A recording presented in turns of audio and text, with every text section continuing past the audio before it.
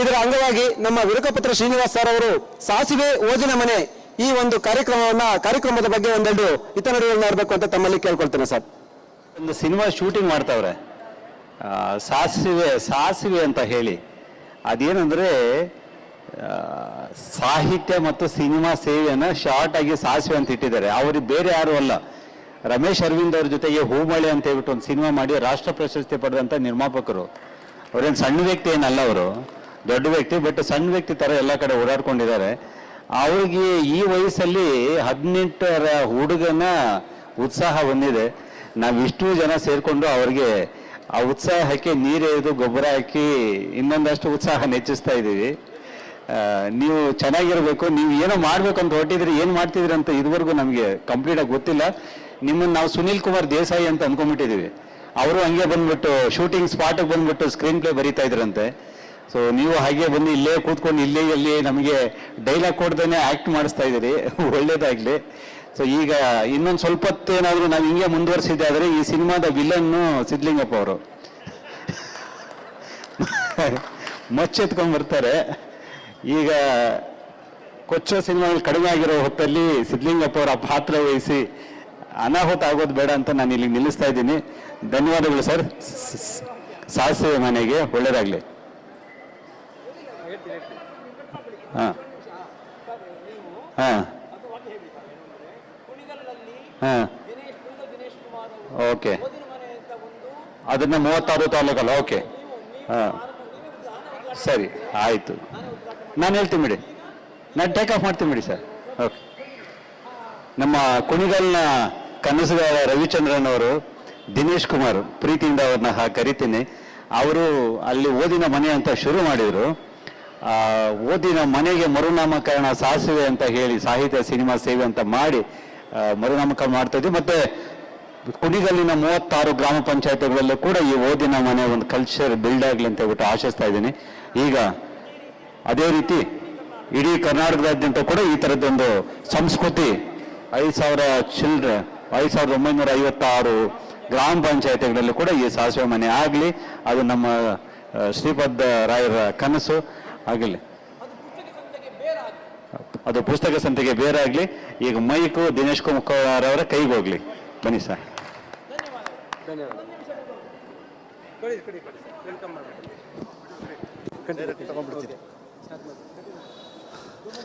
ಎಲ್ರಿಗೂ ನಮಸ್ಕಾರ.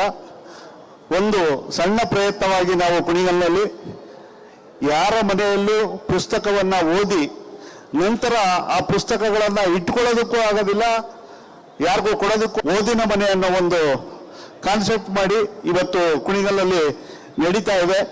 ಅದು ಪ್ರತಿ ತಾಲೂಕು ಮತ್ತು ಎಲ್ಲ ಕಡೆ ಇದೊಂದು ಸಾಮೂಹಿಕವಾಗಿ ನಡೆದು ಯಶಸ್ವಿ ಆಗಬೇಕು. ಪ್ರತಿಯೊಂದು ಊರು ಮತ್ತು ಪಂಚಾಯತಿಗಳಲ್ಲಿ ಓದಿನ ಮನೆ ಪ್ರಾರಂಭ ಆಗಲಿ ಅಂತ ನಾವು ಆಶಿಸ್ಕೊಂಡು ಅದನ್ನು ಪ್ರಾರಂಭ ಮಾಡಿದ್ದೀವಿ. ಅದು ನಮ್ಮ ಈ ಕಾರ್ಯಕ್ರಮದಲ್ಲೂ ಸಹ ಅದನ್ನು ಬಿತ್ತಾರ ಮಾಡಿ ನಾವು ನಿಮ್ಮಲ್ಲಿ ಇರುವಂಥ ಪುಸ್ತಕಗಳನ್ನು ನಮ್ಮ ಓದಿನ ಮನೆಯಲ್ಲಿ ಸಂಗ್ರಹಿಸಿಟ್ಟು ಓದುವ ಸಂಸ್ಕೃತಿಯನ್ನು ಹೆಚ್ಚು ಮಾಡಬೇಕಾಗಿ ಈ ಮೂಲಕ ಕೇಳ್ಕೊಳ್ತಾ ಇದ್ದೀನಿ. ಎಲ್ರಿಗೂ ಧನ್ಯವಾದಗಳು.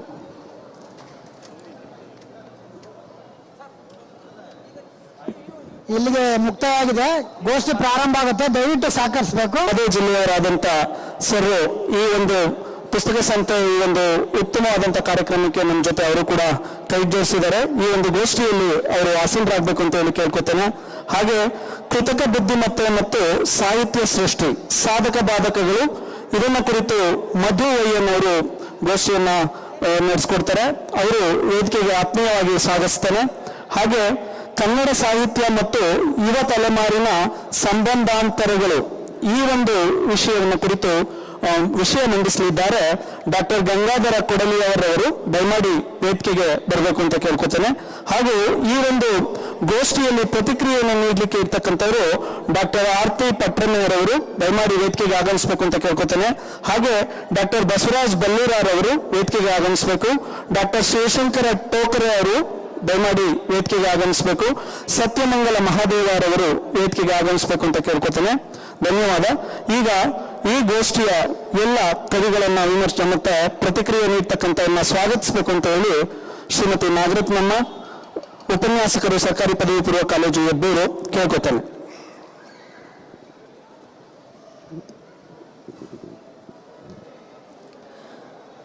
ಎಲ್ಲರಿಗೂ ನಮಸ್ಕಾರ. ಕುವೆಂಪುರವರ ಒಂದು ವಾಣಿಯೊಂದಿಗೆ ಈ ಗೋಷ್ಠಿಯನ್ನು ಪ್ರಾರಂಭಿಸೋಣ. ಕನ್ನಡ ನಾಡು ನುಡಿ ನಮ್ಮೆಲ್ಲರ ಉಸಿರು.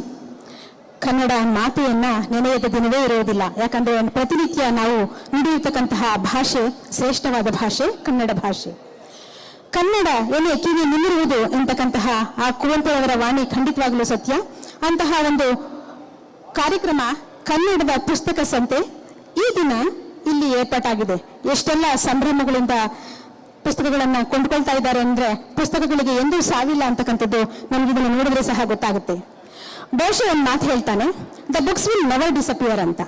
ಅಂದ್ರೆ those books are the extensions of our minds and thoughts, those will never disappear ಅಂತ. ಹಾಗಾಗಿ ಪುಸ್ತಕಗಳು ಎಂದೂ ಸಾವಿಲ್ಲ. If books disappear the history surely disappear ಅಂತ. ಬುಕ್ಸ್ಗಳು ಯಾವತ್ತಿಗೂ ಮರೆಯಾಗೋದಿಲ್ಲ.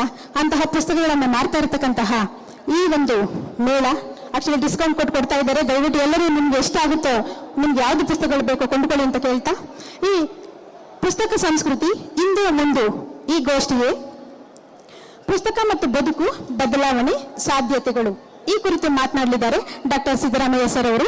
ಈ ಕಾರ್ಯಕ್ರಮಕ್ಕೆ ತಮಗೆ ಹೃತ್ಪೂರ್ವಕವಾಗಿ ಸ್ವಾಗತವನ್ನು ಕೋರ್ತಾ ಇದ್ದೇನೆ ಸರ್. ಹಾಗೆಯೇ ಕೃತಕ ಬುದ್ಧಿಮತ್ತೆ ಮತ್ತು ಸಾಹಿತ್ಯ ಸೃಷ್ಟಿ ಸಾಧಕ ಬಾಧಕಗಳು ಈ ವಿಚಾರವಾಗಿ ಮಧು ON ಅವರು ಮಾತನಾಡಲಿದ್ದಾರೆ. ಅವರಿಗೆ ಈ ಕಾರ್ಯಕ್ರಮಕ್ಕೆ ಹೃತ್ಪೂರ್ವಕವಾದ ಸ್ವಾಗತವನ್ನ ಕೋರ್ತಾ ಇದ್ದೇನೆ. ಹಾಗೆಯೇ ಕನ್ನಡ ಸಾಹಿತ್ಯ ಮತ್ತು ಸಂಸ್ಕೃತಿಯ ವಿಚಾರವನ್ನ ಯುವ ತಲೆಮಾರಿನ ಸಂಬಂಧಾಂತರಗಳು ಎಂಬ ಶೀರ್ಷಿಕೆಯೊಂದಿಗೆ ಮಾತನಾಡಲಿದ್ದಾರೆ ಡಾಕ್ಟರ್ ಗಂಗಾಧರ ಕೊಡಲಿಯವರು. ಅವರಿಗೆ ಈ ಕಾರ್ಯಕ್ರಮಕ್ಕೆ ಹೃತ್ಪೂರ್ವಕವಾದ ಸ್ವಾಗತವನ್ನ ಕೋರ್ತಾ ಇದ್ದೇನೆ. ಹಾಗೆಯೇ ಈ ಕಾರ್ಯಕ್ರಮಕ್ಕೆ ಪ್ರತಿಕ್ರಿಯೆ ನೀಡಲು ನನ್ನ ಸ್ನೇಹಿತೆಯಾಗಿರ್ತಕ್ಕಂತಹ ಆರತಿ ಪಟ್ರಣಿಯವರು ಈ ಕಾರ್ಯಕ್ರಮದಲ್ಲಿ ಆಗಮಿಸಿದ್ದಾರೆ. ಅವರಿಗೆ ದಯಮಾಡಿ ಚಪ್ಪಾಳೆಯೊಂದಿಗೆ ಅವರಿಗೆ ಸ್ವಾಗತವನ್ನ ಕೋರೋಣ. ಹಾಗೆ ಡಾಕ್ಟರ್ ಬಸವರಾಜ ಬಲ್ಲೂರ ಸರ್ ಅವರು, ಹಾಗೆ ಡಾಕ್ಟರ್ ಶಿವಶಂಕರ ಟೋಕರೆಯವರು, ಸತ್ಯಮಂಗಲ ಮಹಾದೇವ ಸರ್ ಅವರು ಸಹ ವೇದಿಕೆಗೆ ಆಗಮಿಸಬೇಕು ಅಂತ ಕೇಳ್ಕೊಳ್ತಾ ಅವರೆಲ್ಲರಿಗೂ ಸಹ ಈ ಕಾರ್ಯಕ್ರಮಕ್ಕೆ ಹೃತ್ಪೂರ್ವಕವಾದ ಸ್ವಾಗತವನ್ನ ಕೋರ್ತಾ ಇದ್ದೇನೆ. ಈ ಒಂದು ಪುಸ್ತಕ ಸಂತೆ ಅದರಲ್ಲೂ ವಿಶೇಷವಾಗಿ ತುಮಕೂರು ಜಿಲ್ಲೆಯಲ್ಲಿ ಆಯೋಜಿಸಿರುವಂಥದ್ದು. ಅದಕ್ಕೆ ವೀರಕಪುತ್ರ ಶ್ರೀನಿವಾಸ್ ಅವರು 1982 ಕೋಲಾರದಲ್ಲಿ ಮುನಿವೆಂಕಟಪ್ಪ ಮತ್ತು ತಾಯಿ ನಾರಾಯಣಮ್ಮವರ ಮಗನಾಗಿ ಜನಿಸಿ ಪುಸ್ತಕ ಪ್ರೇಮಿಯಾಗಿ, ಪುಸ್ತಕ ಉದ್ಯಮಿಯಾಗಿ, ಪ್ರಕಾಶಕರಾಗಿ, ಬಹುಶಃ ಇದು 5ನೇ ಪುಸ್ತಕ ಸಂತೆ ಅಂತ ನಾನಾದರೂ ಭಾವಿಸ್ತೇನೆ. ಇದಕ್ಕೂ ಮೊದಲು ಅವರು ವಿಷ್ಣುವರ್ಧನ್ ಅವರ ಅಭಿಮಾನಿಗಳ ಸೈನ್ಯದಲ್ಲಿ ಒಡನಾಟ ಇಟ್ಕೊಂಡು ಸಂಘಟನೆ ಮಾಡಿಕೊಂಡು ಇದ್ದಂಥವ್ರು ಇವತ್ತು ಈ ದಿಕ್ಕಿನಲ್ಲಿ ಬದಲಾಗಿದ್ದಾರೆ ಅಂತೇಳಿ. ಪುಸ್ತಕ ಅನ್ನೋದ್ರ ಬಗ್ಗೆ ಮಾತಾಡದೆ ಬಹಳ ದೊಡ್ಡ ಅದು ವ್ಯಾಪಕವಾಗಿರ್ತಕ್ಕಂಥದ್ದು. ಪುಸ್ತಕ ಈ ದೇಶದ ಅನೇಕ ದಿಗ್ಗಜರ ವಿಶ್ವಾದ್ಯಂತ ಹೆಸರು ಗಳಿಸಿರುವಂಥವರ ಬದುಕನ್ನು ಕೂಡ ಬದಲಾವಣೆ ಮಾಡಿದಂತಕ್ಕಂಥದ್ದು. ಈ ದೇಶಕ್ಕೆ ಸ್ವಾತಂತ್ರ್ಯ ತರುವಲ್ಲಿ ಹೋರಾಟದ ಮೂರ್ತಿಯಂತಿದ್ದ ಈ ರಾಷ್ಟ್ರದ ಆಗಿದ್ದಂಥ ಮಹಾತ್ಮ ಗಾಂಧೀಜಿಯವರ ಬದುಕಲ್ಲೂ ಕೂಡ ಅನೇಕ ಪುಸ್ತಕಗಳು ಬದಲಾವಣೆಯನ್ನು ತಂದು ಅಂತೇಳಿದ್ರೆ ತಪ್ಪಾಗಲಾರದು. ಅದಕ್ಕೆ ಭಗವದ್ಗೀತೆನೇ ಸಾಕ್ಷಿ. ಭಗವದ್ಗೀತೆ ಅವರು ಸಮಸ್ಯೆಯಲ್ಲಿದ್ದಾಗ, ಸಂಕಷ್ಟದಲ್ಲಿದ್ದಾಗ, ಸಂದೇಹದಲ್ಲಿದ್ದಾಗ ಅವರಿಗೆ ಚೈತನ್ಯವನ್ನು ತುಂಬುವಂಥದ್ದು ಭಗವದ್ಗೀತೆಯ ಶ್ಲೋಕಗಳು.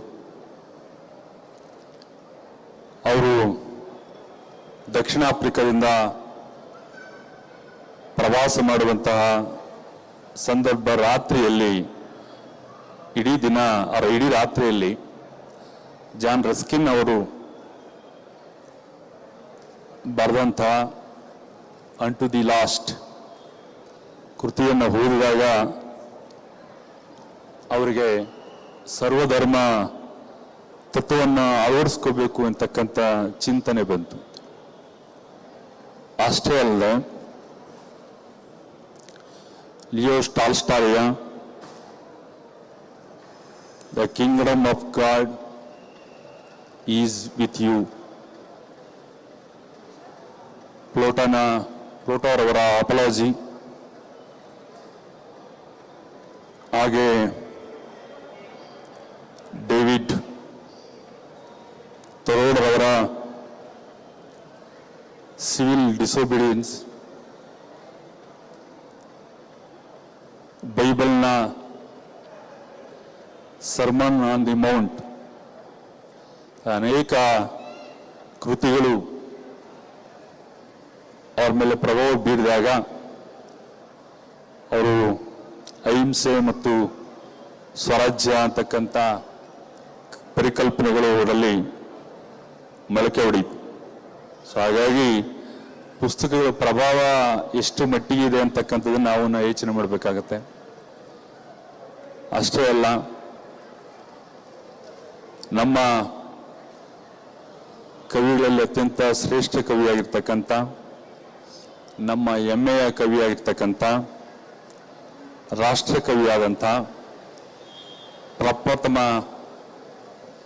ಜ್ಞಾನಪೀಠ ಪ್ರಶಸ್ತಿಗೆ ಭಾಜನರಾಗಿ 1968ರಲ್ಲಿ ರಾಮಾಯಣ ದರ್ಶನಕ್ಕೆ ಪ್ರಶಸ್ತಿಯನ್ನು ಸ್ವೀಕರಿಸಿದಂಥವರು ಕುವೆಂಪು ಅವರು. ಅಂತ ಕುವೆಂಪು ಅವರು ಕೂಡ ರಾಮಕೃಷ್ಣ ಪರಮಹಂಸ ಮತ್ತು ವಿವೇಕಾನಂದ ಅವರ ಚಿಂತನೆಗಳಿಗೆ, ಅವರ ಆಲೋಚನೆಗಳಿಗೆ ಮಾರು ಹೋಗಿದ್ರು. ಜೊತೆಗೆ ರಾಮಕೃಷ್ಣ ಪರಮಹಂಸ ಮಿಷನ್ ಅವರು ಒಂದಿಗೆ ನಿರಂತರವಾಗಿ ಸಂಪರ್ಕವನ್ನು ಇಟ್ಕೊಂಡಿದ್ರು. ಅದರ ಜೊತೆಗೆ ವಿವೇಕಾನಂದ ಅವರ ಕುರಿತು ಕೃತಿಯನ್ನು ಕೂಡ ಬರೆದಿದ್ರು. ಅವರಿಗೆ ಒಂದು ಆಧ್ಯಾತ್ಮಿಕ ಚಿಂತನೆ ಇರ್ಬೋದು ಮತ್ತು ವ್ಯಕ್ತಿತ್ವವನ್ನು ರೂಪಿಸ್ಕೊಳ್ಳೋದ್ರಿರ್ಬೋದು. ಅದರ ಜೊತೆಗೆ ಪಾಶ್ಚಿಮಾತ್ಯ ಲೇಖಕರ ಪ್ರಭಾವ ಕೂಡ ಅವ್ರಿಗಿತ್ತು. ಅದು ಶೇಕ್ಸ್ಪಿಯರ್ ಇರ್ಬೋದು, ವಿಲಿಯಂ ವರ್ಡ್ಸ್ವರ್ತ್ ಇರ್ಬೋದು, ಮಿಲ್ಟನ್ ಇರ್ಬೋದು, ಅನೇಕ ಲೇಖಕರ, ಪಾಶ್ಚಿಮಾತ್ಯ ಲೇಖಕರ ಒಂದು ಪ್ರಭಾವಕ್ಕೊಳಗಾಗಿ ಅವರು ರಾಮಾಯಣ ದರ್ಶನಂ ಜೊತೆಗೆ ಮಲೆಗಳಲ್ಲಿ ಮದುಮಗಳು ಅಂತಕ್ಕಂಥ ಅದ್ಭುತವಾಗಿರ್ತಕ್ಕಂಥ ಕೃತಿಗಳನ್ನು ರಚಿಸಿದರು. ಹಾಗಾಗಿ ಪುಸ್ತಕಗಳ ಒಂದು ಪ್ರಭಾವ ಎಷ್ಟು ಮಟ್ಟಿಗಿದೆ ಅಂತಕ್ಕಂಥದ್ದು ಇವೆಲ್ಲ ನಿದರ್ಶನ ಆಗ್ತಕ್ಕಂಥದ್ದು. ಅಷ್ಟೇ ಅಲ್ಲ, ಡಾಕ್ಟರ್ ಬಾಬಾ ಸಾಹೇಬ್ ಅಂಬೇಡ್ಕರ್ ಅವರು 50,000ಕ್ಕೂ ಹೆಚ್ಚು ಕೃತಿಗಳನ್ನು ಸಂಗ್ರಹಿಸಿದ್ರು. ಅಂತ ಒಬ್ಬ ಈ ರಾಷ್ಟ್ರಕ್ಕೆ ಒಂದು ಸುಂದರವಾಗಿರ್ತಕ್ಕಂಥ ಪ್ರಜಾಪ್ರಭುತ್ವಕ್ಕೆ ಅಗತ್ಯವಿರುವಂತಹ ಸಂವಿಧಾನವನ್ನು ಕೊಟ್ಟಂಥವ್ರು. ಅವರು ಕೂಡ ಅಷ್ಟೊಂದು ಪುಸ್ತಕಗಳನ್ನು ಓದರ ಜೊತೆಗೆ ಜೀರ್ಣಿಸಿಕೊಂಡು 2 ವರ್ಷ 11 ತಿಂಗಳು 18 ದಿನದಲ್ಲಿ ಭಾರತಕ್ಕೆ ಒಂದು ಸಂವಿಧಾನವನ್ನು ಕಟ್ಟಿಕೊಟ್ರು. ಸಾಮಾಜಿಕ ನ್ಯಾಯ, ನ್ಯಾಯಾಂಗದ ವ್ಯವಸ್ಥೆ, ಬೌದ್ಧ ಧರ್ಮ ಮತ್ತು ರಾಜಕೀಯ ಕುರಿತು ಸಾಕಷ್ಟು ಕೃತಿಗಳನ್ನು ರಚಿಸಿದರು. ಅಷ್ಟೇ ಅಲ್ಲ, ಅಬ್ದುಲ್ ಕಲಾಂ ಅಂತವರು ಕೂಡ ಅವರು ಹೆಚ್ಚು ಪುಸ್ತಕ ಪ್ರೇಮಿಯಾಗಿದ್ದರು. ಅವರ ನಿಧನ ನಂತರ ಕೂಡ ಅವರು ಬಿಟ್ಟು ಹೋಗಿದ್ದಂಥದ್ದು ಆ ದಿನಗಳಲ್ಲಿ 2500 ಪುಸ್ತಕಗಳು, ಆ ಶರ್ಟು, 4 ಪ್ಯಾಂಟ್ಗಳು, 54 ಡಾಕ್ಟರೇಟ್ ಪದವಿಗಳು, 3 ಈ ರಾಷ್ಟ್ರದಕ್ಕೆ ಅತ್ಯುನ್ನತವಾಗಿರ್ತಕ್ಕಂಥ ಪದ್ಮಶ್ರೀ, ಪದ್ಮಭೂಷಣ ಮತ್ತು ಭಾರತ ರತ್ನ ಅಂತ ಪ್ರಶಸ್ತಿಗಳು. ಅವರು ಎಲ್ಲೇ ಹೋದರೂ ಕೂಡ ಶಿಕ್ಷಣದ ಬಗ್ಗೆ ನಿರಂತರವಾಗಿ, ನಿರರ್ಗಳವಾಗಿ, ಅದು ವಿಶೇಷವಾಗಿ ಮಕ್ಕಳೊಂದಿಗೆ ಮಾತಾಡ್ತಾ ಇದ್ರು ಮತ್ತು ಅದರ ಮಹತ್ವದ ಬಗ್ಗೆ ತಿಳಿಸ್ಕೊಡ್ತಾ ಇದ್ರು. ಅಷ್ಟೇ ಅಲ್ಲದೆ ಕಥಾಗಾರ್ತಿ ಆಗಿರ್ತಕ್ಕಂಥ ನೀಮೆ ಚಂದ್ರ ಅವರು ಬದುಕು ಬದಲಿಸಬಹುದು ಅಂತೇಳಿ, ಬದುಕು ಬದಲಿಸಬಹುದು ಅಂತಕ್ಕಂಥ ಕೃತಿಯನ್ನ ಸಹಸ್ರಾರು ಜನರು ಓದಿ ತಮ್ಮ ಬದುಕನ್ನ ಬದಲಾಯಿಸಿಕೊಂಡಂತ ನಿದರ್ಶನಗಳುಂಟು. ಆತ್ಮಸ್ಥೈರ್ಯ ಕಳ್ಕೊಂಡಿರೋಂಥವ್ರು, ಜೀವನದಲ್ಲಿ ಬೇಸರ ಆದಂಥವ್ರು, ಮತ್ತೆ ಅನೇಕ ಸಮಸ್ಯೆಗಳನ್ನು ಎದುರಿಸಿದವರು, ಸವಾಲುಗಳಿಗೆ ಎದುರೊಡ್ಡಿದವರು ಆ ಒಂದು ಬದುಕು ಬದಲಿಸಬಹುದು ಎಂಬ ಕೃತಿಯ ಮೂಲಕ ತಮ್ಮ ಬದುಕನ್ನು ಕಟ್ಕೊಂಡಂಥವ್ರು.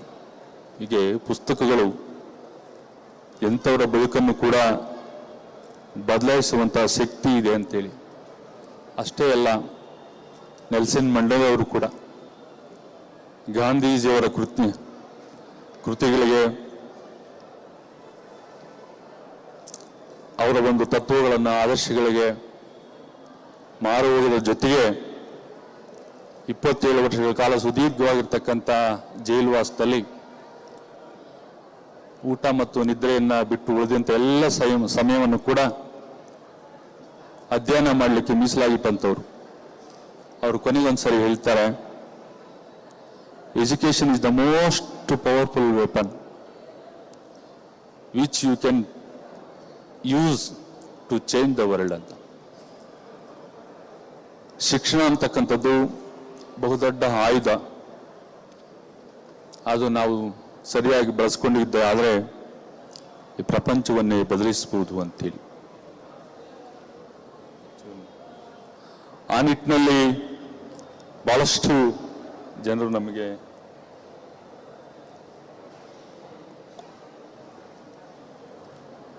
ತಗೊಳ್ಳಿ. ಅಷ್ಟೇ ಅಲ್ಲ, ಕನ್ನಡ ಭಾಷೆ ಇಡೀ ವಿಶ್ವದಲ್ಲೇ 10 ಭಾಷೆಗಳಲ್ಲೂ ಕೂಡ ಜೀವಂತವಾಗಿರುವಂತಹ 10 ಭಾಷೆಗಳಲ್ಲಿ ಕನ್ನಡಕ್ಕೂ ಒಂದು ಸ್ಥಾನ ಇದೆ ಅಂತೇಳಿ. ಅದು ಬ್ರಹ್ಮಗಿರಿ ಅಲ್ಮಿಡಿ ಶಾಸನದಿಂದ ಹಿಡಿದು ಇಲ್ಲೇವರೆಗೂ ಕೂಡ ಕನ್ನಡ ತನ್ನದೇ ಆಗಿರ್ತಕ್ಕಂಥ ಒಂದು ಅಸ್ತಿತ್ವವನ್ನು ಉಳಿಸ್ಕೊಂಡು ಬಂದಿದೆ ಅಂತ. ಆದರೆ ಇವತ್ತಿನ ದಿನಮಾನಗಳಲ್ಲಿ ಏನು ಸಾಮಾಜಿಕ ವಿದ್ಯುನ್ಮಾನ ಜಾಲತಾಣ ಇದೆಯಲ್ಲ, ಇವತ್ತು ಕಾಗದ ರಹಿತ ಕಂಪ್ಯೂಟರ್ ಆಗ್ತಕ್ಕಂಥದ್ದು, ಪುಸ್ತಕ ರಹಿತ ಇವೆಲ್ಲ ಏನು ನಾವು ಯೂಟ್ಯೂಬು, ಇನ್ಸ್ಟಾಗ್ರಾಮು, ವಾಟ್ಸಪ್ಪು, ಈ ಟ್ವಿಟ್ಟರು ಇವೆಲ್ಲವೂ ಕೂಡ ನಮ್ಮನ್ನ ನಮಗೆ ಅನೇಕ ಸವಾಲುಗಳನ್ನು ತಂದೊಡ್ಡಿವೆ ಅಂತ. ಇವುಗಳನ್ನೇ ಓದ್ಕೊಳ್ತಾ ಜನರು ಈ ವ್ಯವಸ್ಥೆಯನ್ನ ನಿಭಾಯಿಸ್ತಾ ಇದ್ದಾರೆ ಅಂತ ನಾನಾದರೂ ಭಾವಿಸ್ತಾ, ಅದ್ರ ಜೊತೆಗೆ ಅವ್ರಿಗೆ ಗೊತ್ತಿಲ್ಲ ಇವು ತಾತ್ಕಾಲಿಕ ವರಗಳು, ಆದರೆ ಶಾಶ್ವತ ಶಾಪಗಳು. ತಾತ್ಕಾಲಿಕವಾಗಿ ಕೊಡುವಂಥ ಫಲಗಳು, ಆದರೆ ಶಾಶ್ವತವಾಗಿ ಕೊಡುವಂಥ ಶಾಪಗಳಾಗ್ತವೆ. ಆ ಕಾರಣಕ್ಕೋಸ್ಕರ ಅವೆಷ್ಟು ಬೇಕೋ ಅಷ್ಟನ್ನು ಬೆಳೆಸಬೇಕು. ಅದನ್ನು ಮೀರಿ ಕೂಡ ಪುಸ್ತಕ ಓದುವಂಥ ಹವ್ಯಾಸವನ್ನ ಬೆಳೆಸ್ಕೋಬೇಕು. ಆಗ ಮಾತ್ರ ನಾವು ಕನ್ನಡದ ಹಿರಿಮೆ ಗರಿಮೆಯನ್ನು ಉಳಿಸ್ಲಿಕ್ಕೆ ಸಾಧ್ಯ ಅಂತೇಳಿ. ಬಹುಶಃ ಬಹಳಷ್ಟು ಜನ ಮಾತಾಡ್ತೇವೆ, ಆದರೆ ಅದು ಕಾರ್ಯರೂಪ ತರಲಿಕ್ಕೆ ಕಷ್ಟ. ಕಾರ್ಯರೂಪ ತರಲಿ ಅವರು ವಿಫಲ ಆಗ್ತಕ್ಕಂಥದ್ದಿದೆ. ನಮ್ಮ ಇವತ್ತು ಆಕ್ಸ್ಫರ್ಡ್ ಡಿಕ್ಷನರಿ ಕೂಡ ಅಲ್ಲಿ ತೆಗೆದು ನೋಡಿದರೆ 50ಕ್ಕಿಂತ 60% ಹೆಚ್ಚಿಗೆ ಕೂಡ ಅಲ್ಲಿರ್ತಕ್ಕಂಥ ಪದಗಳು ಎರವಲು ಪದಗಳಾಗಿವೆ ಅಂತೇಳಿ. ಈಗ ನಮ್ಮಲ್ಲಿ ದೋಸೆ ಅಂತ ಕರೆಯೋ ಪದ ಆಕ್ಸ್ಫರ್ಡ್ ಡಿಕ್ಷನರಿ ಅವ್ರದ್ದಾಗಿರ್ತಕ್ಕಂಥದ್ದು. ನಮ್ಮಲ್ಲಿ ಧರಣಿ ಅಂತಕ್ಕಂಥ ಪದ, ಆತ್ಮ ಅಂತಕ್ಕಂಥ ಪದ, ಹೀಗೆ ನಾವು ಸಂಸ್ಕೃತವನ್ನು ಕೂಡ ಜೀರ್ಣಿಸ್ಕೊಂಡಿದ್ದೇವೆ.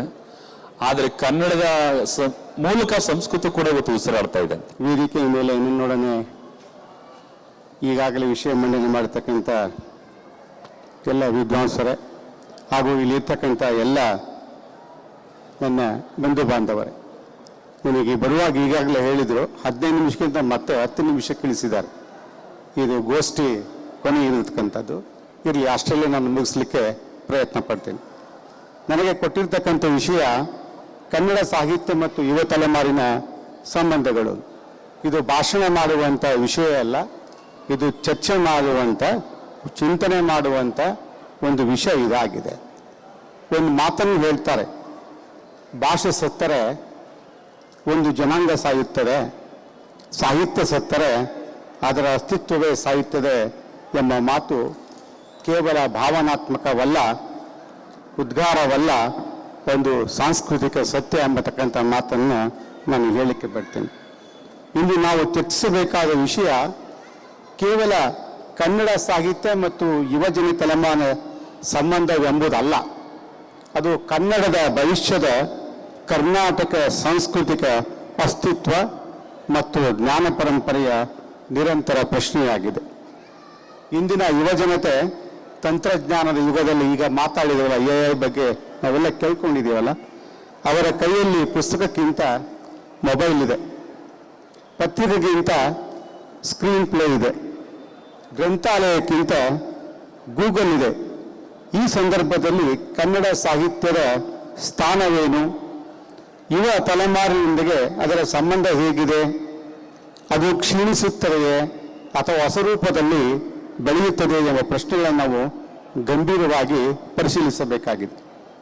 ಭಾಷೆ, ಸಾಹಿತ್ಯ ಮತ್ತು ತಲೆಮಾರು ಇವುಗಳ ಮಧ್ಯೆ ಒಂದು ಮೂಲಭೂತವಾದಂಥ ಸಂಬಂಧ ಇದೆ.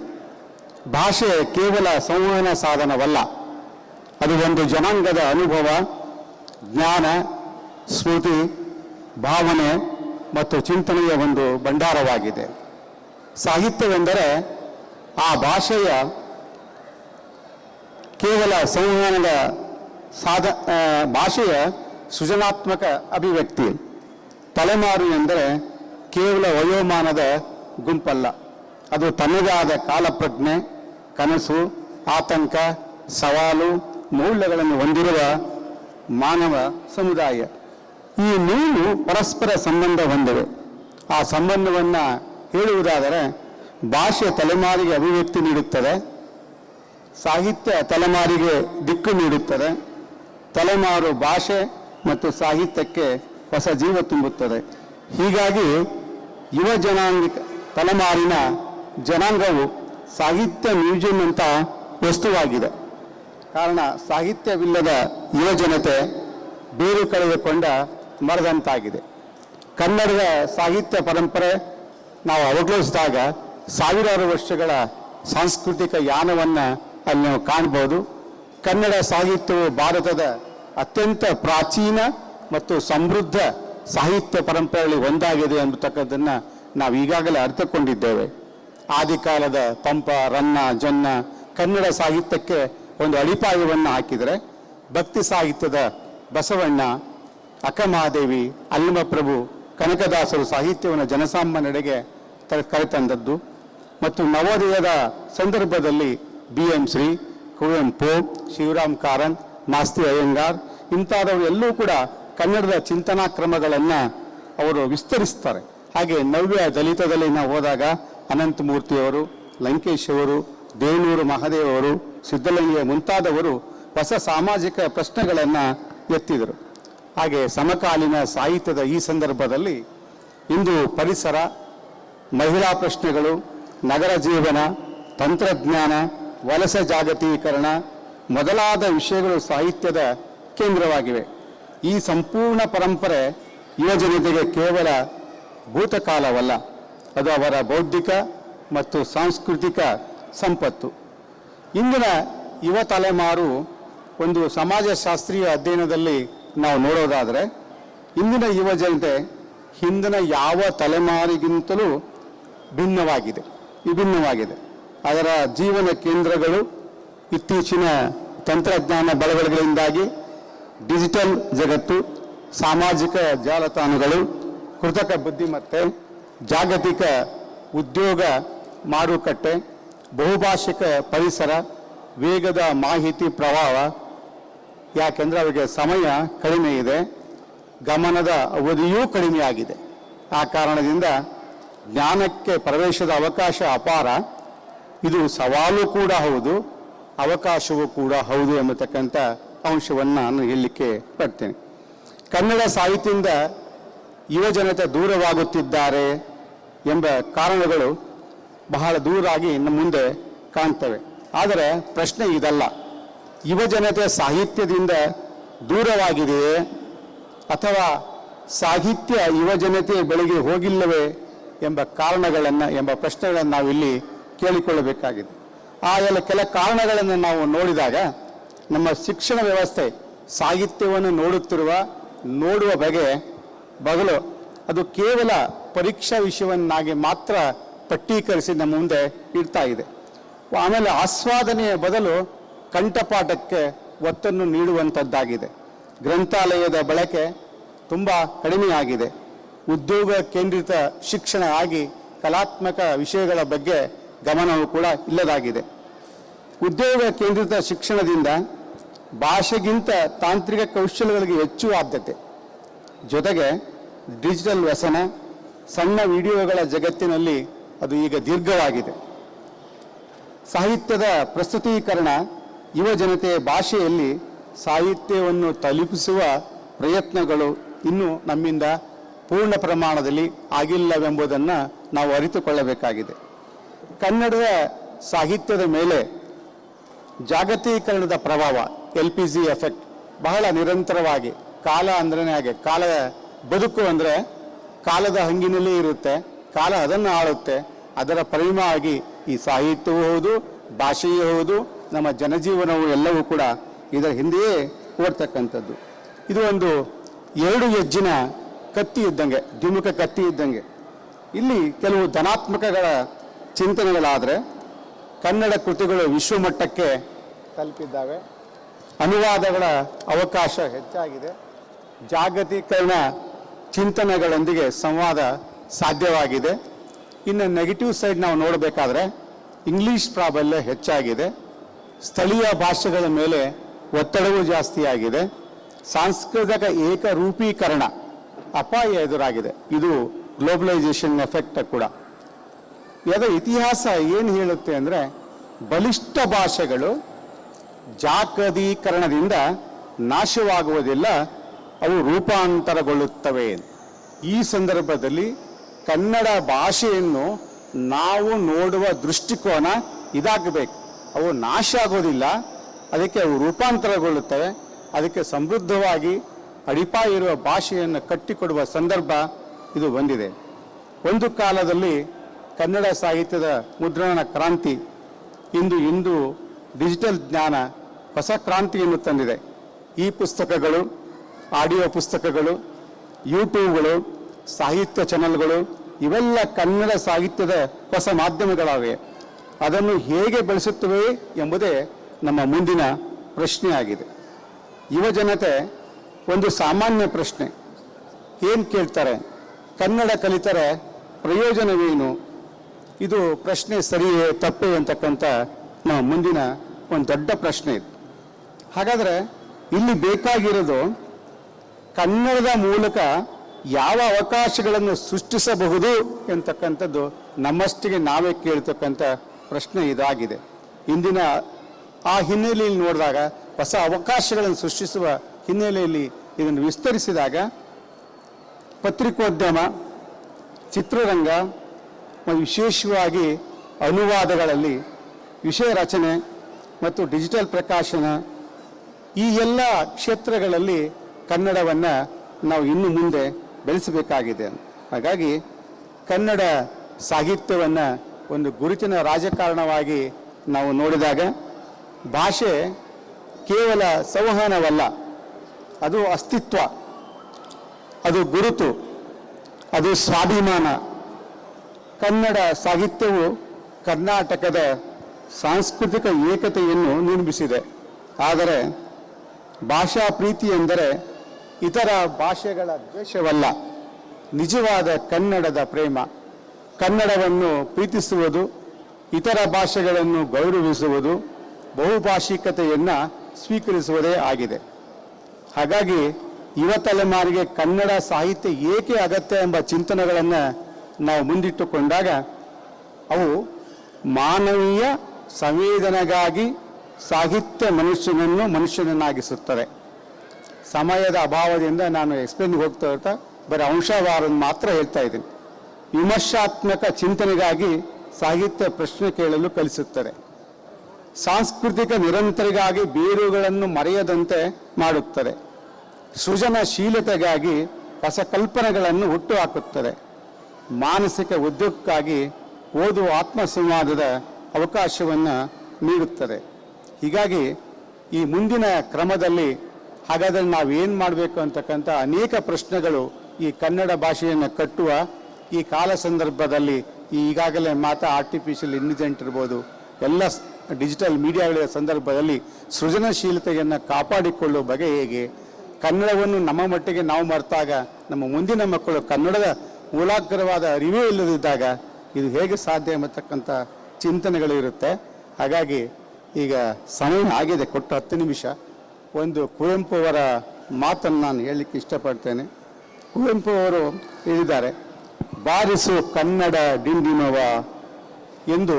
ಅದು ಕಾವ್ಯವಾಗಿತ್ತು. ಒಂದು ಬಾರಿಸು ಕನ್ನಡ ಡಿಂಡಿಮವ ಎಂಬುದು ಅಂದು ಒಂದು ಕಾವ್ಯ ಆಗಿತ್ತು. ಆದರೆ ಅದು ಒಂದು ಸಾಂಸ್ಕೃತಿಕ ಕರೆ ಇಂದಾಗಿದೆ, ಒಂದು ಸಾಂಸ್ಕೃತಿಕ ಕರೆ ಇದಾಗಿದೆ. ಇಂದು ನಾವು ಯುವಜನಕ್ಕೆ ಕನ್ನಡವನ್ನು ಕಲಿಸಬೇಕಿಲ್ಲ,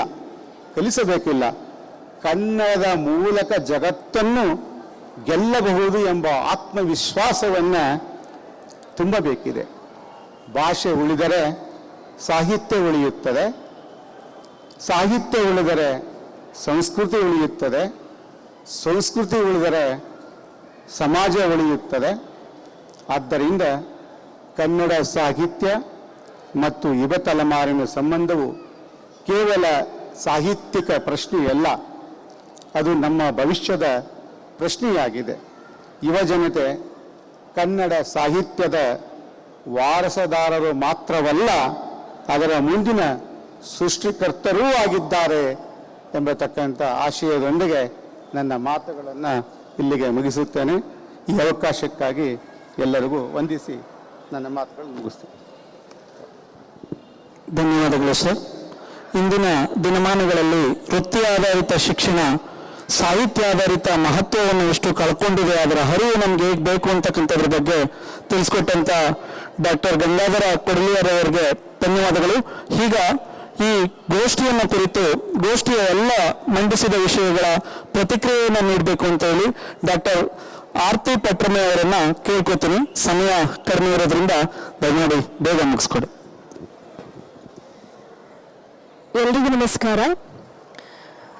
ಪುಸ್ತಕ ಸಂಸ್ಕೃತಿ ಅಂದು ಇಂದು ಈ ವಿಷಯದ ಕುರಿತಾಗಿ ಇಷ್ಟು ಹೊತ್ತು ತಾವು 3 ಮಂದಿ ಗಣ್ಯರು ಮಾತಾಡುವುದನ್ನು ಕೇಳಿಸಿಕೊಂಡಿದ್ದೇವೆ.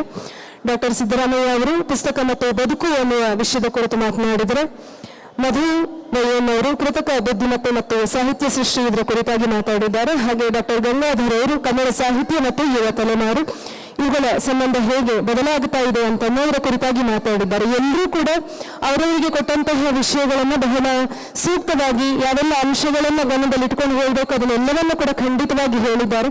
ಹಾಗಾಗಿ ಮತ್ತೆ ಅದು ಯಾವುದನ್ನು ಕೂಡ ನಾನು ಪುನರಾವರ್ತನೆ ಮಾಡೋದಕ್ಕೆ ಹೋಗೋದಿಲ್ಲ. ಒಂದೇ ಒಂದು ಉದಾಹರಣೆ ಅಥವಾ ಒಂದೊಂದು ಅನುಭವವನ್ನು ಹೇಳಬೇಕು ಅಂತ ಹೇಳಿ ಆದ್ರೆ, ಯಾಕೆ ಮಕ್ಕಳಲ್ಲಿ ಪುಸ್ತಕ ಓದುವಂತ ಅಭ್ಯಾಸ ಇಲ್ಲ ಅಥವಾ ಯಾಕೆ ನಾವು ಮರಗಬೇಕಾದಂತಹ ಪರಿಸ್ಥಿತಿ ಬಂದಿದೆ ಅಂತ ಹೇಳಿದ್ರೆ, ಒಟ್ಟಿನಲ್ಲಿ ಎಲ್ಲದಕ್ಕೂ ಕಾರಣ ಆಗ್ತಿರುವಂಥದ್ದು ಶಿಕ್ಷಣ ವ್ಯವಸ್ಥೆ, ನಮ್ಮ ಶಿಕ್ಷಣ ಸಂಸ್ಕೃತಿ ಅಂತ ಹೇಳಿದ್ರೆ ಖಂಡಿತ ತಪ್ಪಿಲ್ಲ. ಇವತ್ತು ಹೇಗಾಗಿದೆ ಅಂತ ಹೇಳಿದ್ರೆ, ಅನೇಕ ಖಾಸಗಿ ಶಾಲೆಗಳನ್ನಾಗ್ಲಿ ಅಥವಾ ಕಾಲೇಜುಗಳನ್ನಾಗ್ಲಿ ನೀವು ಹೋಗಿ ನೋಡಿ, ಅಲ್ಲಿ ಲೈಬ್ರರಿ ಅಂತ ಅನ್ನೋ ಕಾನ್ಸೆಪ್ಟೇ ಇಲ್ಲ. ನಾವು ಓದುವಾಗ ಹೇಗಿತ್ತು ಅಂತ ಹೇಳಿದ್ರೆ, ಲೈಬ್ರರಿ ಅಂತ ಅನ್ನೋದು ಒಂದು ದೊಡ್ಡ ಬಿಲ್ಡಿಂಗ್, ಅದು ಸಪರೇಟ್ ಆಗಿ ಒಂದು ದೊಡ್ಡ ಬಿಲ್ಡಿಂಗ್. ನಮ್ಮ ಉಜಿರೆ SDM ಕಾಲೇಜ್ನಲ್ಲಂತೂ ಪ್ರಜ್ವಾಲಿತೋ ಜ್ಞಾನಮಯ ಪ್ರದೀಪ ಅಂತ ಬೋರ್ಡ್ ಇರುವಂತಹ ಒಂದು ಅತ್ಯಂತ ಅಲ್ಲಿ ಒಳಗೆ ಹೋಗೋದಕ್ಕೆ ನಮಗೇನೋ ಮೈ ರೋಮಾಂಚನ ಆಗಬೇಕು, ಆ ರೀತಿಯಾದಂತಹ ಒಂದು ಕಟ್ಟಡ ಅದು, ಗ್ರಂಥಾಲಯ ಅದು. ಅಲ್ಲಿದ್ದಂಥ ಲೈಬ್ರರಿಯನ್ನು ಕೂಡ ಹೇಗಿದ್ದು ಅಂತ ಹೇಳಿದ್ರೆ ಅಲ್ಲಿದ್ದ ಎಲ್ಲಾ ಪುಸ್ತಕಗಳ ಪರಿಚಯ ಅವರಿಗಿತ್ತು. ಇವತ್ತಿನ ದಿವಸಗಳಲ್ಲಿ ನಾವು ನಿಜಕ್ಕೂ ನೋಡಿದ್ವಿ, ಈಗ ನಾವು ಮಕ್ಕಳನ್ನ ಹೇಳ್ತೇವೆ ಅವ್ರು ಓದ್ತಾ ಇಲ್ಲ, ಅವ್ರಿಗೆ ಓದುವಂತ ಅಭ್ಯಾಸ ಇಲ್ಲ, ಇದೆಲ್ಲನೂ ಹೇಳ್ತೇವೆ. ನಮ್ಮನ್ನು ನಾವು ನಿಜವಾಗ್ಲೂ ಪ್ರಶ್ನೆ ಮಾಡಿಕೊಂಡು ಎಷ್ಟು ಮಂದಿ ಇವತ್ತು ಶಿಕ್ಷಕರು ಅಟ್ಲೀಸ್ಟ್ ವಾರಕ್ಕೆ ಒಂದು ಪುಸ್ತಕವನ್ನಾದರೂ ಓದ್ತಾರೆ? ಆ ಪ್ರಶ್ನೆಯನ್ನ ನಮಗೆ ನಾವೇ ಕೇಳ್ಕೋಬೇಕಾಗಿದೆ, ನನ್ನನ್ನು ಸೇರಿಸ್ಕೊಂಡು.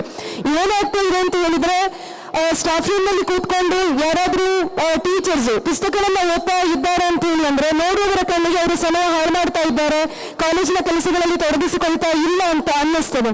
ಶಿಕ್ಷಕರಾದವರಿಗೆ ಓದೋದು ಕೂಡ ಅದು ಅವರ ಕಲಿಕೆಯ ಅಥವಾ ಅವರ ಬೋಧನೆಯ ಒಂದು ಭಾಗ ಅಂತ ಅನ್ನೋದನ್ನ ನೋಡುವಂತ ವ್ಯವಸ್ಥೆ ಇವತ್ತಿಲ್ಲ. ಇನ್ನು ಗ್ರಂಥಾಲಯಗಳು ಯಾಕಿಲ್ಲ ಕಾಲೇಜುಗಳಲ್ಲಿ ಅಥವಾ ಶಾಲೆಗಳಲ್ಲಿ ಅಂತ ಹೇಳಿದ್ರೆ, ಗ್ರಂಥಾಲಯ ಮಾಡಿದ್ರೆ ಒಂದು ಕೊಠಡಿ ಕಡಿಮೆ ಆಗ್ತದೆ, ಅದು ಆ ಕೊಠಡಿ ಕ್ಲಾಸ್ ರೂಮ್ ಆಗಿ ನಾವು ಪರಿವರ್ತನೆ ಮಾಡ್ಕೊಳ್ಳೋದು ಸಾಧ್ಯ ಆದ್ರೆ ಒಂದಷ್ಟು ಮಂದಿಯನ್ನ ಇನ್ನಷ್ಟು ಅಡ್ಮಿಷನ್ ಮಾಡಿಸ್ಕೊಳ್ಬಹುದು. ಆ ಮೂಲಕವಾಗಿ ನಮ್ಮ ಸಂಸ್ಥೆಯ ಸಂಖ್ಯೆಯನ್ನು ಹೆಚ್ಚಿಸಬಹುದು, ವಿದ್ಯಾರ್ಥಿಗಳ ಸಂಖ್ಯೆಯನ್ನು ಹೆಚ್ಚಿಸಬಹುದು ಅಂತ ಅನ್ನೋದು ಒಂದು ಬಗೆಯ ಧೋರಣೆಯಾಗಿ ಬದಲಾದಂತ ಕಾಲಘಟ್ಟದಲ್ಲಿ ನಾವಿದ್ದೇವೆ. ಅದರ ಜೊತೆಯಲ್ಲಿ ಹೆಚ್ಚಿನ ಖಾಸಗಿ ಶಾಲೆಗಳನ್ನ ಕಾಲೇಜುಗಳನ್ನ ಗಮನಿಸಿ ನೋಡಿ, ಭಾಷೆ ಅಂತನ್ನುವ ವಿಷಯಕ್ಕೆ ಯಾವುದೇ ಸಿಗ್ನಿಫಿಕೆನ್ಸ್ ಇಲ್ಲ. ಯಾಕೆಂದ್ರೆ ಅದು JEE ಬರುವುದಿಲ್ಲ, ಅದು NEET ನಲ್ಲಿ ಬರುವುದಿಲ್ಲ. ಹಾಗಾಗಿ ಮಕ್ಕಳಿಗೆ ಭಾಷೆ ಅಗತ್ಯ ಇಲ್ಲ, ಭಾಷಾ ತರಗತಿಗಳ ಅಗತ್ಯ ಇಲ್ಲ. ಒಂದು ವೇಳೆ ಭಾಷಾ ತರಗತಿಗಳು ಇವೆ ಅಂತ ಹೇಳಿ ಅದ್ರ ವಾರಕ್ಕೆ 1-2 ಇರ್ತದೆ. ಅಲ್ಲಿ ನಾವು ಮಾಡ್ಬೇಕಾಗಿರೋದು ಏನಂತ ಕೇಳಿದ್ರೆ ಸಿಲೆಬಸ್ ಅಲ್ಲಿ ಏನಿದೆಯೋ ಅಷ್ಟನ್ನು ಕೂಡ ಸರ್ಕಾರ ಎಷ್ಟು ಹೇಳ್ತದೆ, ಇಲಾಖೆ ಎಷ್ಟು ಹೇಳ್ತದೆ, ಅಷ್ಟು ಸಂಖ್ಯೆಯ ತರಗತಿಗಳನ್ನ ತಗೊಂಡು ನಮಗೆ ಬೋಧನೆ ಮಾಡೋದಕ್ಕೆ ಅವಕಾಶಗಳೇ ಆಗೋದಿಲ್ಲ. ನಾವು ಮಾಡಬೇಕಾಗಿರೋದು ಏನಂತಂದ್ರೆ ಬೋಧನೆಯ ಬದಲಾಗಿ ಸಿಲೆಬಸ್ ಅನ್ನು ಇಂಟ್ರೊಡ್ಯೂಸ್ ಮಾಡಿ ಬರುವಂತ ಪರಿಸ್ಥಿತಿಯಲ್ಲಿ ನಾವಿದ್ದೇವೆ. ಯಾಕೆ ಅಂತ ಹೇಳಿದ್ರೆ ಕೇವಲ ಮ್ಯಾನೇಜ್ಮೆಂಟ್ ಅನ್ನ ಇಲ್ಲಿ ನಾನು ಹೇಳ್ತಾ ಇಲ್ಲ ಅಥವಾ ಸಂಸ್ಥೆಯನ್ನ ದೂರ್ತಾ ಇರೋದಲ್ಲ. ಹೇಗಿದೆ ಅಂತ ಹೇಳಿದ್ರೆ JEE NEET ಮಾತ್ರವೇ ಶಿಕ್ಷಣ, ಇಂಜಿನಿಯರ್ ಅಥವಾ ನಾವು ಡಾಕ್ಟರ್ ಆದ್ರೆ ಮಾತ್ರ ಅದು ಮುಂದೆ ಅವರಿಗೆ ಮಕ್ಕಳಿಗೆ ಭವಿಷ್ಯ ಇದೆ ಅಂತ ಅನ್ನುವ ಒಂದು ಭ್ರಮೆಯನ್ನ ಕಟ್ಟಿಕೊಟ್ಟು ಬಿಟ್ಟಿದೀವಲ್ಲ, ಅದರಿಂದಾಗಿ ಆಗ್ತಿರುವಂತಹ ಸಮಸ್ಯೆ. ಈಗ ಒಂದು ವೇಳೆ ನಾನು ನಮ್ಮ ಯಕ್ಷಗಾನ ತರಗತಿಗಳು ನಡೀತಾವೆ ಪ್ರತಿ ವಾರವೂ ಕೂಡ. ಅದಕ್ಕೆ ಅಲ್ಲಿಗೆ ಬರುವಂತ ವಿದ್ಯಾರ್ಥಿಗಳು ಕೆಲವರು ಇಂಜಿನಿಯರಿಂಗ್ ಓದ್ತಾ ಇದ್ದಂತವರು, ಅವರು ಒಂದು ಬುಕ್ ಕಲ್ಟ್ ಅಂತ ಹೇಳಿ ಅವರದೇ ಆದಂತ ಗ್ರೂಪ್ ಅನ್ನ ಮಾಡಿಕೊಂಡು ಒಂದಷ್ಟು ಪುಸ್ತಕಗಳನ್ನ ಸಂಗ್ರಹ ಮಾಡಿಕೊಂಡ್ರು. ಯಾರ್ಯಾರ ಹತ್ರ ಕೊಡುವಂತ ಪುಸ್ತಕಗಳಿದ್ದಾವೆ ಅದನ್ನೆಲ್ಲ ತಗೊಂಡು ಬಂದು ಸಂಗ್ರಹ ಮಾಡಿದ್ರು. ಪ್ರತಿ ಸಂಜೆ ಒಂದು ಅರ್ಧ ಗಂಟೆ ಓದೋದಕ್ಕೆ ಅಂತ ಹೇಳಿ, ಅಂದ್ರೆ ಸಿಲೆಬಸ್ ಅಲ್ಲಿ ಇಲ್ಲದೆ ಇರುವಂತದನ್ನ ಓದೋದಕ್ಕೆ ಅಂತ ಹೇಳಿ. ಆದ್ರೆ ಆ ರೀತಿಯಾಗಿ ಮಾಡುವಂತಹ ವಿದ್ಯಾರ್ಥಿಗಳನ್ನ ಒಂದು ರೀತಿಯಲ್ಲಿ ಟಾರ್ಗೆಟ್ ಮಾಡಿದ್ರು ಅಂತ ಆಮೇಲೆ ಗೊತ್ತಾಯ್ತು. ಯಾಕೆ ಟಾರ್ಗೆಟ್ ಅಂತ ಹೇಳಿದ್ರೆ ಸಿಲೆಬಸ್ ಅಲ್ಲಿ ಇರೋದನ್ನ ಏನು ಓದಬೇಕು, ಅವರು ಪ್ಲೇಸ್ಮೆಂಟ್ ಬೇಕಾಗಿ ಏನು ಓದಬೇಕು, ಅದರ ಹೊರತಾಗಿ ಬೇರೆಯವನ್ನ ಓದಿ ಕಾಲಹರಣ ಮಾಡ್ತಾ ಇದ್ದಾರೆ ಅಂತ ಅನ್ನೋದು ಅವರನ್ನ ನೋಡುವಂತಹ ಅಥವಾ ಅವರಿಗೆ ಬೋಧಿಸುವಂತಹ ಶಿಕ್ಷಕರ ಅಥವಾ ಉಪನ್ಯಾಸಕರ ಧೋರಣೆ. ಈ ರೀತಿಯಾದಂತಹ ಪರಿಸ್ಥಿತಿಯಲ್ಲಿ ನಾವಿರುವಾಗ ಎಲ್ಲದಕ್ಕೂ ಕೂಡ ಮಕ್ಕಳು ಓದ್ತಾ ಇಲ್ಲ, ಅವರಿಗೆ ಪುಸ್ತಕ ಪ್ರೀತಿ ಇಲ್ಲ ಅಂತ ಹೇಳಿ ನಾವು ಭ್ರಮೆಗೊಳ್ಳಬೇಕಾಗಿರೋದು ಸುಳ್ಳು. ಇನ್ನೊಂದು ಏನಾಗ್ತಿದೆ ಅಂತ ಹೇಳಿದ್ರೆ, ನನಗಿರುವಂತಹ 1 ಅಥವಾ 2 ಮಕ್ಕಳು, ಇವತ್ತಿನ ಪರಿಸ್ಥಿತಿಯಲ್ಲಿ ಮಕ್ಕಳೇ ಬೇಡ ಅಂತ ಹೇಳುವಂತ ತಂದೆ ತಾಯಿಯೇ ಹೆಚ್ಚು. ಹಾಗಿರುವಾಗ 1 ಮಗು ಅಥವಾ 2 ಮಕ್ಕಳಿದ್ದಾರೆ ಅಂದ್ರೆ ಅದು ತುಂಬಾ ದೊಡ್ಡ ಸಂಖ್ಯೆ. ಇದು ಹಿಂದೆ ಎಲ್ಲ 10-12 ಮಕ್ಕಳು ಅಂತ ಹೇಳಿ ನೋಡ್ತಿದ್ರು, ಈಗ 2 ಮಕ್ಕಳು ಅಂತ ಹೇಳಿದ್ರೆ ಹಾಗೆ ನೋಡುವಂತ ಪರಿಸ್ಥಿತಿ ಇದೆ. ಆದ್ರೆ ಪೇರೆಂಟ್ಸಿನ ನಿರೀಕ್ಷೆ ಹೇಗಿರ್ತದೆ ಅಂತ ಹೇಳಿದ್ರೆ, ಆ ಇರುವಂತ 1 ಮಗು ಅದು ಭರತನಾಟ್ಯ ಮಾಡ್ಬೇಕು, ಸಂಗೀತ ಕಲಿಬೇಕು, ಕೋಚಿಂಗಿಗೆ ಹೋಗ್ಬೇಕು, ಕರಾಟೆಗೆ ಹೋಗ್ಬೇಕು, ಸೈಕ್ಲಿಂಗ್ ರೇಸ್ ಇದ್ರೆ ಅದಕ್ಕೆ ಹೋಗ್ಬೇಕು, ಇನ್ನೇನೋ ನಡೀತಿದೆ ಅಂದ್ರೆ ಅದಕ್ಕೆ ಹೋಗ್ಬೇಕು. ಸಂಜೆ ಮನೆಯಲ್ಲಿ ಕೂತ್ಕೊಂಡು ಓದುವಂತ ಪರಿಸ್ಥಿತಿ ಅದಕ್ಕಿಲ್ಲ. ಅಪ್ಪ ಅಮ್ಮನ ಜೊತೆ ಇರುವಂತ ಅವಕಾಶಗಳನ್ನ ಕೊಡೋದಿಲ್ಲ. ಮನೆಯಲ್ಲಿ ಹೋಮ್ವರ್ಕ್ ಸಮೇತ ಪೇರೆಂಟ್ಸ್ಗೆ ಮಾಡಿಸ್ಲಿಕ್ಕಾಗುದಿಲ್ಲ, ಹಾಗಾಗಿ ಟ್ಯೂಷನ್ಗೆ ಹಾಕಿ ಬಿಡ್ತಾರೆ. ಇಂಥ ಸ್ಥಿತಿಯಲ್ಲಿರುವಂತಹ ಮಗು ಯಾವ ಹೊತ್ತಲ್ಲಿ ಅದು ಪಠ್ಯದ ಹೊರತಾದ್ದನ್ನ ಓದಬೇಕು? ಈ ಪ್ರಶ್ನೆಗೆ ನಾವು ಉತ್ತರ ಕಂಡುಕೊಳ್ಳೋದು ಸಾಧ್ಯ ಆದ್ರೆ ಪರಿಸ್ಥಿತಿಯನ್ನ ನಾವು ಬದಲಾಯಿಸಬಹುದು. ಯಾಕಂದ್ರೆ 1 ಮಗು ನಮ್ಮ ಎಲ್ಲಾ ನಿರೀಕ್ಷೆಗಳನ್ನು ಕೂಡ ಫುಲ್ಫಿಲ್ ಮಾಡಬೇಕು ಅಂತ ಹೇಳಿ ಇತ್ತೀಚೆಗೆ ಒಂದು ಕಾರ್ಟೂನ್ ಬಂದಿತ್ತು. ಒಂದು ಬಾಳೆಗಿಡವನ್ನ ನೆಟ್ಟು ನಾನದ್ರಲ್ಲಿ ಮಾವಿನ ಹಣ್ಣು ಬರಬೇಕು, ಹಲಸಿನ ಹಣ್ಣು ಬರಬೇಕು, ಇನ್ನ ಸೇಬು ಸಿಗಬೇಕು, ಅದರಲ್ಲಿ ಆರೆಂಜ್ ಸಿಗಬೇಕು, ಮೋಸಂಬಿ ಸಿಗಬೇಕು, ನಿಂಬೆಹಣ್ಣು ಸಿಗಬೇಕು, ಇನ್ನೇನೇನು ಸೊಪ್ಪು ತರಕಾರಿಗಳು ಅದು ಎಲ್ಲದರಲ್ಲೂ ಬರಬೇಕು ಅನ್ನೋ ರೀತಿಯ ನಿರೀಕ್ಷೆಯನ್ನ ಮಾಡ್ತಿದ್ದೀವಿ ಅಂತ ಹೇಳಿ. ಅದು ಹೌದಲ್ಲ, ನಮ್ಮ ನಿರೀಕ್ಷೆಗಳೇ ಜಾಸ್ತಿ ಆಗಿರುವಂತದ್ದು. ಆ ನಿರೀಕ್ಷೆಗಳ ಮೂಲಕವಾಗಿಯೇ ಮಕ್ಕಳಿಗೆ ಒತ್ತಡವೂ ಜಾಸ್ತಿ ಆಗಿರುವಂತದ್ದು ಹೌದಲ್ಲ. ಮಕ್ಕಳು ಏನ್ ಮಾಡ್ತಾರೆ ಅಂತಂದ್ರೆ, ಈ ಎಲ್ಲ ಒತ್ತಡಗಳಿಂದ ಹೊರಗೆ ಬರ್ಲಿಕ್ಕೆ ಅವರಿಗೆ ಬರೀ 30 ಸೆಕೆಂಡ್ಗಳ ರೀಲ್ಸ್ ಮಾತ್ರ ಇವತ್ತು ಹತ್ತಿರ ಅಂತಾಗಿದೆ. ಈಗ ನಾವೆಲ್ಲ ಶಾಲೆಗಳಿಗೆ ಹೋಗುವಾಗ, ಕಾಲೇಜುಗಳಿಗೆ ಹೋಗುವಾಗ ಮ್ಯಾಗಝಿನ್ಗಳಿಗಾಗಿ ಕಾಯ್ತಾ ಇದ್ದೆವು. ವಾರಕ್ಕೊಂದು ಮ್ಯಾಗಝಿನ್ ಬರುವಂತದ್ದು ಅದನ್ನ ಕಾಯ್ತಾ ಇದ್ದೇವೆ. ಅಥವಾ ಲೈಬ್ರರಿಗೆ ಹೋಗಿ ನಮಗೆ ಇಂಥ ಪುಸ್ತಕ ಸಿಕ್ಕಿತ್ತು, ಇವತ್ತು ಇಂಥ ಕಾದಂಬರಿ ಸಿಕ್ಕಿತ್ತು ಅಂತಂದ್ರೆ ನಮಗೇನೋ ಸಂಭ್ರಮ ಆಗಿಬಿಡೋದು. ಇವತ್ತು ಮಕ್ಕಳಿಗೆ ಆ ರೀತಿಯಾಗಿ ಸಂಭ್ರಮ ಪಡೋದನ್ನ, ಆ ರೀತಿಯ ಒಂದು ತೃಪ್ತಿಯನ್ನ, ಅದನ್ನೇ ನಾವು ಕಲಿಸ್ತಾ ಇಲ್ಲ ಮಕ್ಕಳಿಗೆ. ಎಲ್ಲರೂ ಒಂದು ರೀತಿಯ ಅತೃಪ್ತರೆ. ಎಷ್ಟೋ ಮಂದಿ ನನ್ನ ವಿದ್ಯಾರ್ಥಿಗಳನ್ನ ನೋಡ್ತಾನೆ, ನಾನು ಕ್ಲಾಸಿಗೆ ಹೋದ ತಕ್ಷಣ ಮೊದಲು ಮಾಡುವಂತ ಕೆಲಸ ಏನಂತಂದ್ರೆ ಎಲ್ಲರೂ ಒಂದು ಸುಮ್ಮನೆ ಒಂದು ಸ್ಮೈಲ್ ಕೊಡಿ ಅಂತ ಕೇಳೋದು. ಯಾಕೆಂತ ಹೇಳಿದ್ರೆ ಮಕ್ಕಳಿಗೆ ಒಂದು ಸಣ್ಣ ಮುಖದಲ್ಲಿ ಒಂದು ಸಣ್ಣ ನಗುವನ್ನು ಇಟ್ಕೊಳ್ಳುವಂತ ಒಂದು ಮನೋಭಾವ ಕೂಡ ಇವತ್ತಿಗೆ ಇಲ್ಲ. ಯಾಕಿಲ್ಲ? ಅವರು ಎಲ್ಲ ಅವರ ಸ್ಪ್ಯಾನ್ ಆಫ್ ಅಟೆನ್ಷನ್ ಅಂತ ನಾವೇನು ಹೇಳ್ತೇವಲ್ಲ, ಅದಿರೋದು ಕೇವಲ 30 ಸೆಕೆಂಡ್ ರೀಲ್ಸಿಗೆ ಮಾತ್ರ ಸೀಮಿತ. ನಾವು ಕ್ಲಾಸಿಗೆ ಹೋದ ಕೂಡಲೇ ಏನಾಗ್ತದೆ, ನಾವು ಒಂದು